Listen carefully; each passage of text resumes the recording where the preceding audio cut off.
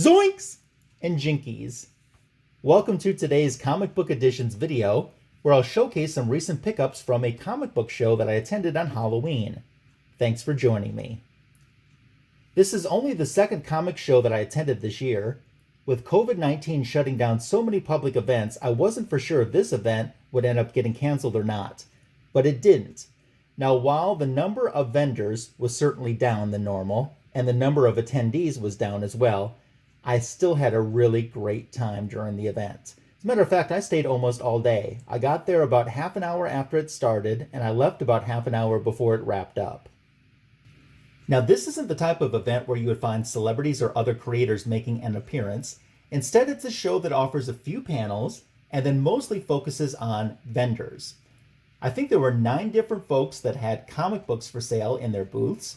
Plus, I saw a lot of vintage toys, especially Star Wars vintage toys, Funkos. There were a few science fiction authors there. There were arts and crafts, trading cards, and more. I ended up coming home with a huge stack of books, maybe 64 or 65 or so. Now, you won't see all of those books because some of those were bought for friends. Some of those are being put into piles for future AOKs that I'll be sending out. Instead, you'll see the books that ended up as part of my personal collection. And let's get started looking at them. After scoping out all of the vendors offering comic books, it was the final vendor who I was really hoping to see because I had purchased from him before. He's not a shop, but he's just a comic book fan who's whittling down his collection. And he had set up again this year, and I couldn't resist the stuff that he had to offer. The first book that I saw that I said, yeah, absolutely, I'm not waiting anymore before I make a purchase at this event was Champions number 14. Some great John Byrne art with the introduction of Swarm. I actually remember Swarm from the Spider-Man and His Amazing Friends 1980s cartoon. He made an appearance there. But very happy to get this. I've been working on my Champions run the best that I can. And when I saw that book, I thought, I wonder if he has any more Champions. Well, he did. He had Champions number 12. So now with the addition of Champions number 14 and Champions number 12, I have all but one issue from the Champions run. I think it's number 8 is the one that I'm missing. There's a few other guest appearances like an Iron Man annual that I need to pick up to complete the full run, but that's going to be a 2021 priority for sure. I was very happy to be able to add these books into my collection. So I continued looking through the boxes that he had and found some more great things like Peter Parker, the Spectacular Spider-Man, issue number 6. It's in really great shape. Nice Morbius appearance with Spider-Man and the Human Torch taking on Morbius.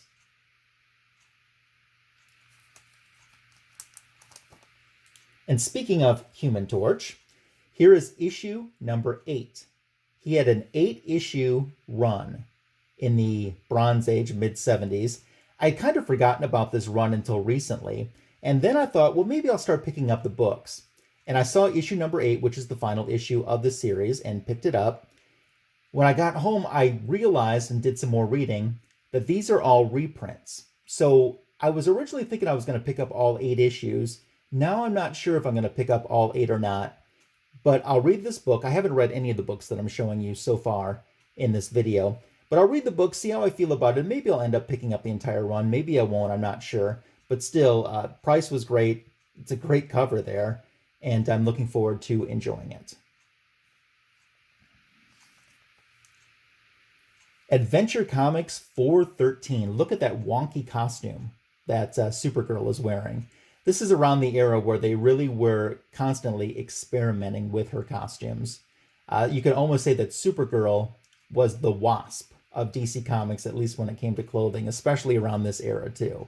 But I am working on that era of Adventure Comics that featured Supergirl as the headliner and main story, and 413 was a book that I didn't have. And once again, wonky costume. The backup stories in this book, Zatanna, Hawkman and Hawkgirl, and Robot Man, are all characters that I really enjoy, so I think this book is definitely a winner for me in my collection. I did find another Adventure Comics with Supergirl as the lead, 421. Has a very intriguing cover that I'm looking forward to checking out. And staying in the Superman family, so to speak, Superman's Pal, Jimmy Olsen. This is issue number 163. This was the final issue of Superman's Pal, Jimmy Olsen. After this issue, the numbering continued, but the title changed to Superman Family, as DC merged Superman's Pal, Jimmy Olsen, Superman's girlfriend, Lois Lane, and Supergirl all into one title. And instead of starting with issue number 1, they continued the numbering from Superman's Pal, Jimmy Olsen, because it had the longest and most issues of those 3 titles that they consolidated into one. So I thought it would be kind of neat to have the final issue of Superman's Pal, Jimmy Olsen. You might remember from previous videos that I'm really working on my Superman Family run, so I can have the last issue of Jimmy Olsen and then hopefully trail into all of the books from Superman Family. And speaking of Superman Family, I did find a few Superman Family books from this dealer. Number 172 was one that I did not have, as well as issue number 173. Now, with the addition of these two, I think there's only 8 Superman Family comics that I'm missing.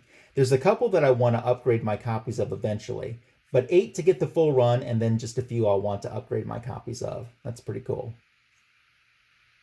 And staying in theme of Superman, I am working on the end run of Superman's girlfriend, Lois Lane, and trying to get as many issues as I can, and I found a few that I did not have.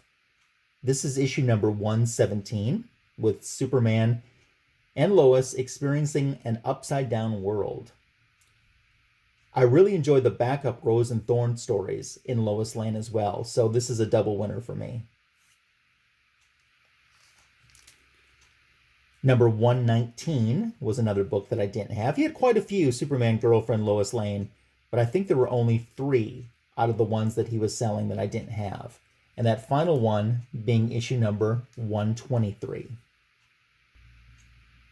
The next book we're going to look at is Rima the Jungle Girl, issue number 6. This series didn't last a very long time. I ended up, I don't know, about 2 years ago maybe, picking up a year and a half to 2 years ago maybe, picking up the first 2 issues of Rima, and I enjoyed them. This seller had issue number 1, which I already had, and he also had issue number 6, which I didn't, so I decided to pick it up. And since we're in the jungle, let's head over Marvel-wise to Marvel Chillers, featuring Tigra the Werewoman, issue number 6. I was really happy to see this book. I still need to get issue number 3 and issue number 7, which both feature Tigra as well, but I'll work on that sometime in the near future. I really enjoyed Tigra as a character. Another Marvel lady that I like is Medusa, and she is the spotlight in Marvel Superheroes number 15. The Magnificent Medusa with that awesome yellow cover. I've seen this book for a while and have been curious and have wanted it. And when I saw this seller offering it at the comic show, couldn't refuse. I ended up seeing another seller at a different booth offering the same book in pretty similar condition for 5 times the price that I paid. So I definitely got a deal when it came to this. Here we have the DC 100-page Super Spectacular, which is DC number 17, featuring the Justice League. Reprint stories inside, but a cool cover on the outside. And then I also picked up Batman Family number 9. Didn't find this in the box. He had some books that he was looking at behind the counter when I was getting ready to check out. I said, I think I'm ready unless you have anything else that I could look at. And he said, you could look at this stack. And this book was inside. I know that this is a book that Bear Island Comics has on his 2020 goal list. I don't know if he's picked one up yet. I don't think he has. And this is a book that was going to be on my 2021 goal list. But I was happy to be able to get a copy of this. Besides Superman Family, which I talked about earlier, I've really been working on my Batman Family run and trying to complete that as well. I also understand that this story inside has a early Alfred reprint. As a matter of fact, it's so early, it's not an Alfred Pennyworth reprint. It's an Alfred Beagle story.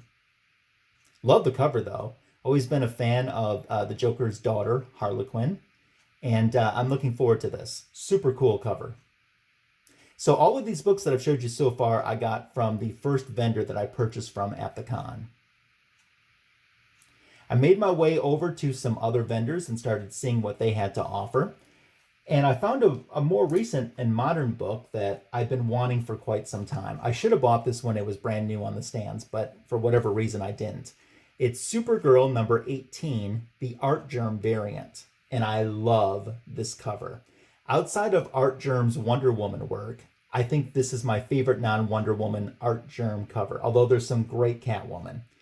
But I've been wanting this one for quite some time. It's a little bit of an homage to the New Daring Adventures of Supergirl issue number 1. Complete cover buy for me, but loved it. I'll tell you what I would have loved to walk away with from the same seller at this convention. He had a Wonder Woman number 100 from the Silver Age, and it was in fantastic condition. Unfortunately, the price didn't fit my budget this time, but I took his card, just in case I find, $225 laying on the ground somewhere, and maybe I can get in touch with him. But no $225 purchase, but a $5 purchase on this Art Germ Supergirl 18 variant that I'm very happy to have, because I've been looking for this on eBay, and you can't find it for $5 on eBay. And that's even without shipping. Another vendor that I always purchase from at this event had some books that I wanted, including Avengers 173. Love that cover with Black Widow prominently being featured with Hercules and Yellow Jacket. And then there were none. Another Avengers book that I picked up was 176. I am working on my Ms. Marvel run. I have all of the Bronze Age of Ms. Marvels now. I'm working on her guest appearances in different issues, and you see her there. I kind of prefer Ms. Marvel in the Black Lightning Bolt costume. This Ms. Marvel costume is fine too.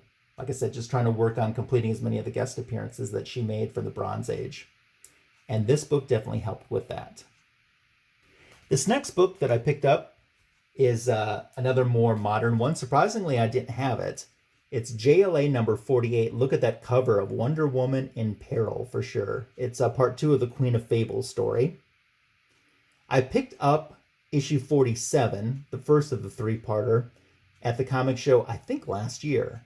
I've got 48 and I know where I'm going to get 49 at. Very inexpensive book. I haven't read this. When I get 49, I'm going to sit down and read all 3 issues in one story arc. I seem to remember Mark Waid saying that this storyline was his love letter to Wonder Woman. I think Queen of Fables is a great villain for her and hasn't been used since as much as she should have in Wonder Woman's Rogues Gallery. From the same seller, I found a book that I knew absolutely nothing about. The DC Comics Superheroes Good Health Activity Book. Since I picked up this book, I've done a little bit more research about it. It came out in 1989, and it's not a comic, it's just full of puzzles and games. I wasn't aware of this book at all, so complete shocker to see it at the convention. It's not rare by any means. You can find them on eBay, but you can't find them on eBay with as good of a price as I paid for it at this vendor's booth. I was really happy to find this book. It's always exciting to find something that's definitely in your wheelhouse, especially at a price that you can't beat. Speaking of great deals, I have some books at great deals to show you, but before we continue this video, I want to salute some new and recent subscribers to my channel, which include Gamma Rays Comics. That's Gamma_Rays, RAYZ_comics. Chris is Gamma Rays Comics. He does a great job at cleaning and pressing comic books. I enjoy his live feeds that he does when he's working on a book. Haven't talked to Chris in a while too, so I need to do that and catch up with him and see how he's been. But Chris, thank you so much for being a new and recent subscriber to my channel. Salacious Rum. Love that username. And thank you for subscribing to my channel. Can't do this without you. I mentioned him earlier, but Bear Island Comics is a subscriber to my channel now. Bear Island Comics did a documentary called The Last Con about the 2020 C2E2 that he attended with some great members of the comic book community from throughout the country. If you haven't watched this yet, do yourself a favor and watch it. It's so entertaining. I hadn't had a chance to go to C2E2, which is the con that he filmed it at this year, although I've gone in the past, and kind of broke my heart not to be able to go. I watched his documentary and I felt like I was there. Of course, it made me really wish I was there hanging out with this incredible group of friends and collectors and folks in this Instagram, YouTube comic book community too. But make sure to check out Bear Island Comics channel. Great content. Oh man, I wish I could edit videos the way that he does. Super nice guy too. Hey, Chaos and Comics, I didn't forget about you. You're a new and recent subscriber to my channel as well, and it's certainly appreciated. So now we continue this comic book haul from the comic show I attended. The rest of the books that I have to show you, I got for 50 cents each, all from the same vendor. I'm working on my Defenders run, and you can find Defenders books pretty cheap. Issue number 39, I scooped up for 50 cents. Can't beat that.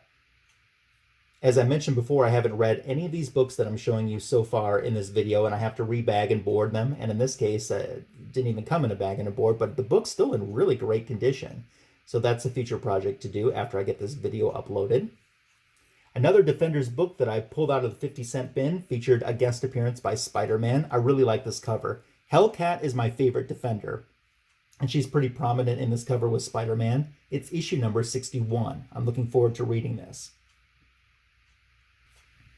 And I also was able to find Defenders number 94 that I didn't have for the collection.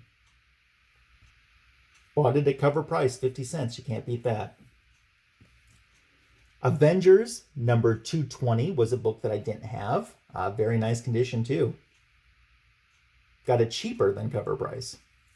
And as I was talking about before, being a fan of the Ms. Marvel character, Carol Danvers, here we have Binary, although I'm not sure if she was being called Warbird at this time, in Avengers number 351 that I picked up, specifically because of the cover. I found some Spider-Man, Peter Parker, the Spectacular Spider-Man, issue number 69, with a Cloak and Dagger return appearance. I got to get their first appearance. I think that's issue number 64. I don't have that yet, and I want to get that at some point. I also picked up issue number 70, continuing that story with Cloak and Dagger guest starring.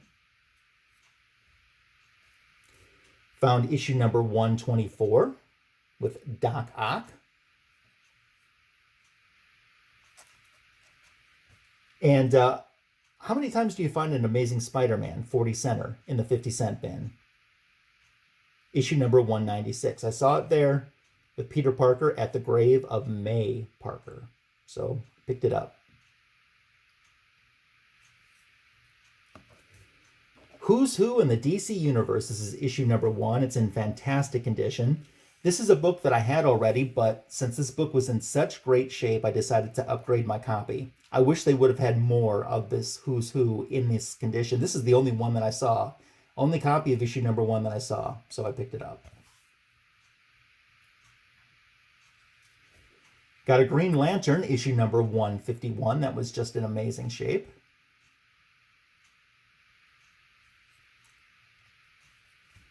Forever Evil, number 5. Now, I had gotten 2 of the Forever Evil series, the mini-series. I think it's 7 issues. But I got 2 of the issues in my Comic Jabroni mystery box that he offered earlier this year. And when I saw issue number 5, which is one that I didn't have, I thought, yeah, I'm going to get that. So now I have half of the Forever Evil, and I'll work on picking up the other half as well and being able to then read the story as a complete set. Found a Justice League book, issue number 2, from Justice League, the New 52. Got some Green Lantern there in the background. We got Superman and Batman battling each other on the cover. I was really excited to find this. It's the Pizza Hut Collector's Edition Volume 1 reprint of Superman number 97, and it's in great shape. There's one little spot here, little smudge there, but outside of that, it's in fantastic shape. So that surprised me to see that in there. The Pizza Hut Collector's Editions aren't rare, but they're not as common to see in the wild either. I have both of the Wonder Woman ones that were done, and since I saw Superman and it was just in the 50-cent bin, I was not going to leave it there. Batman, Shadow of the Bat, issue number 1. And yeah, 50 cents. I wasn't going to leave it there. And you know what's just as good as finding the first appearance of Victor Zsasz in the 50-cent bin? finding another copy of it as well. This one being the collector set that includes the comic book. It includes the 3-dimensional Arkham Asylum pop-up, 2 full-color posters, an official blueprint of Arkham Asylum, and a special edition bookmark.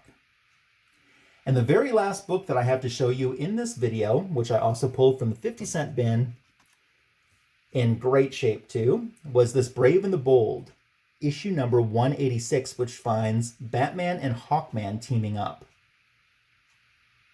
I think I did pretty good, especially in the 50-cent bin. I don't always go through the bargain boxes when I go to comic shows, but I always specifically try to do it at this show that I attended, and it pays off. At least I thought it did, as you can see. So I have some more footage to show you from the comic book show, but before I get there, I want to thank you for watching this video. Please leave a comment below, like everyone else says. Let me know how I did. What do you think of these books that I picked up? Do you have any of them? Are you looking for any of them? Let's dialogue about these things and more in the comment section. If you would like this video, it would be very much appreciated. Give it a heart. And if you're not subscribed to my channel, I certainly wish you would consider subscribing. It's a great way to show support. The notification bell, by clicking that, will let you know instantly when new content is added to this channel. I'm really happy with the way that my channel's been progressing, and I say this each time, but I really mean it. I couldn't do it without you. So thank you for supporting my channel. Thank you for watching my videos. Thank you for commenting. Thank you for liking them. Thank you for the kindness that you always show to me. Super appreciative of that. So now that we've wrapped up the book edition of this video, I'm going to leave the video with some footage that I shot, and I didn't shoot this intentionally to be on my YouTube channel. I shot it for a friend that wasn't able to come to the convention. He is looking for some journey into mystery books. And then I just started pulling out some books at random that were in a couple of boxes from one of the vendors that I saw. And had I intended this originally for my YouTube channel, I would have shot it a little bit differently. But I thought you might get a kick out of seeing some of the books that were being sold by one of the vendors in a few of the different boxes they had to offer. So I'll leave that footage for you now to wrap up this video. Thank you again for watching, and have a great rest of your day.